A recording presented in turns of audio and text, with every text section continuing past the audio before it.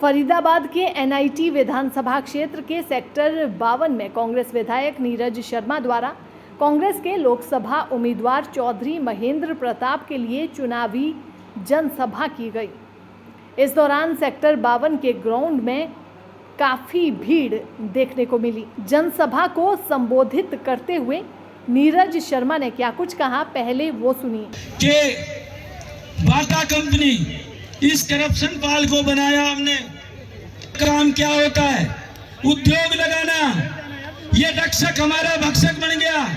Sanjay colony की हर गली से बाटा का नाता था।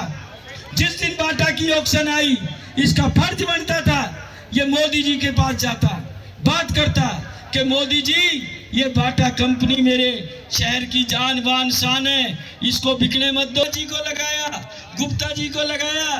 भाई ये मैं अपने ना लाडले के लिए खरीद रहा हूँ, इसकी ऑप्शन मत। ये जो जगह है आप आ जाइए, तो मैं मुद्दे की बात पे आ गया हूँ 2 मिनट में।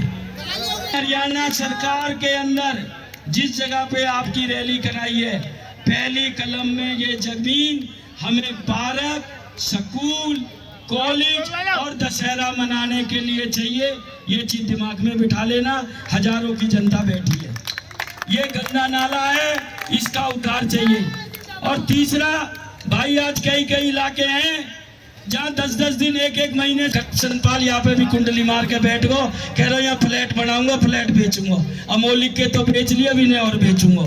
ये जमीन मैंने अभी बचने से बचवा रखी। वहीं जनसभा को संबोधित करते हुए कांग्रेस प्रत्याशी चौधरी महेंद्र प्रताप ने कहा कि जनता इस बार उनके झूठे वादों के जाल में नहीं आने वाली। जनता समझ चुकी है और बदलाव करने जा रही है। उन्होंने कहा कि वे कभी भी अपने ऊपर करप्शन का दाग नहीं लगने देंगे। इरशाद पाल को 64,000 वोटों से भी हराया है मैंने। एक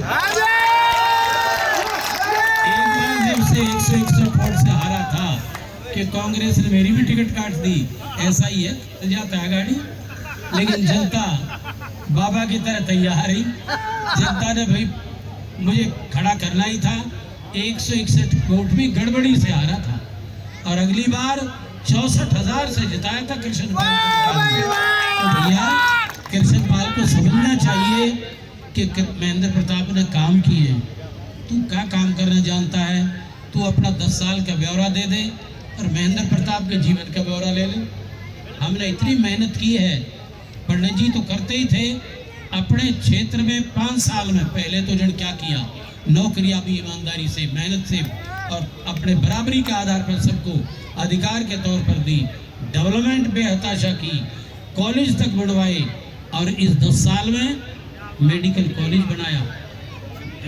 उस पार्टी का चरित्र क्या है, उस पार्टी की कार्य क्षमता क्या है, उसने क्या कुछ दिया है पब्लिक को अपने समय में, और क्या उसका विजन है। पार्टी जिससे वो आ रहा है उस पार्टी की नीतियां क्या है, उसने देश को, प्रदेश को क्या दिया है, उसका रिकॉर्ड जनता देखती है।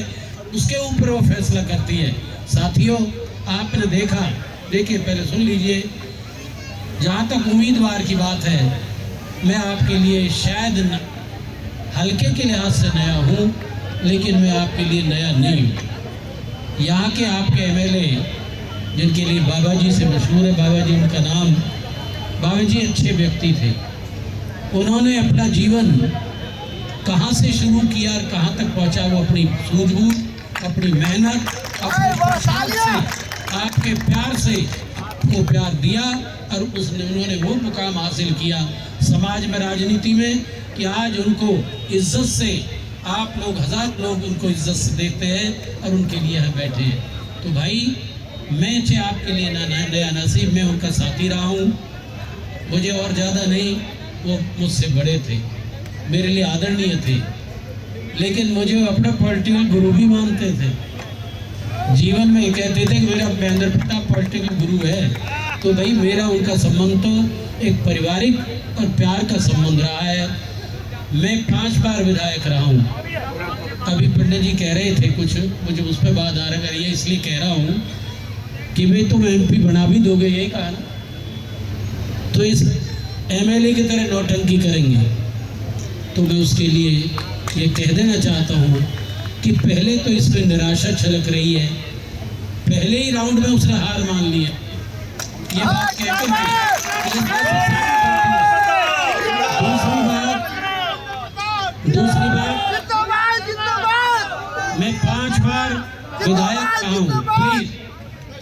5 बार विधायक रहा हूँ, मिनिस्टर रहा हूँ, CLP लीडर भी रहा हूँ।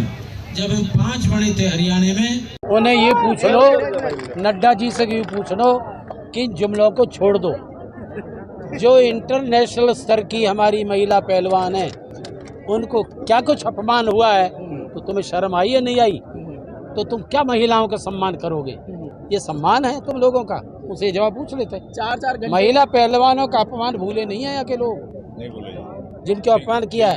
एक भी खेद प्रकट किया है, उनके खिलाफ कोई कार्रवाई हुई है? अरे क्यों झूठ बोलते हो? ये जुमलेबाजी अब ज्यादा बेटा नहीं चलेंगी। 4 घंटे तक पब्लिक इंतजार कर रही है। क्या लग रहा है कि बदलाव के बिहार में ये बदलाव है। लोग अंदर से जले बैठे हैं, हमसे ज्यादा वो बदला लेंगे और बीजेपी को हटाएंगे और कांग्रेस को लाएंगे। क्या लग रहा है सर, चुनाव अंतिम चरण में लग रहा है? और ये तेजी से जैसे गर्मी बढ़ रही है, चुनाव की गर्मी क्या कहेंगे? कंफ्यूजन में माहौल है, कह रहे हैं कि पता नहीं चल पा रहा है, कंफ्यूजन। ऐसा कोई कंफ्यूजन नहीं। तेजी से आप क्लियर हैं? आप अपनी जीत के लिए क्लियर हैं? कितनी वोटों से लग रहा है कि माहौल बदल रहा है? ये आप स्वयं अंदाजा लगा लें।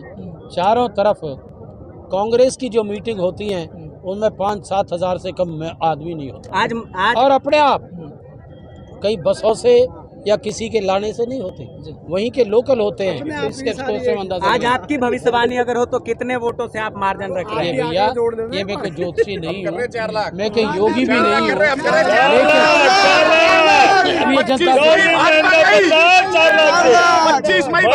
लेकिन कांग्रेस गठबंधन यहाँ भी जीत रहा है।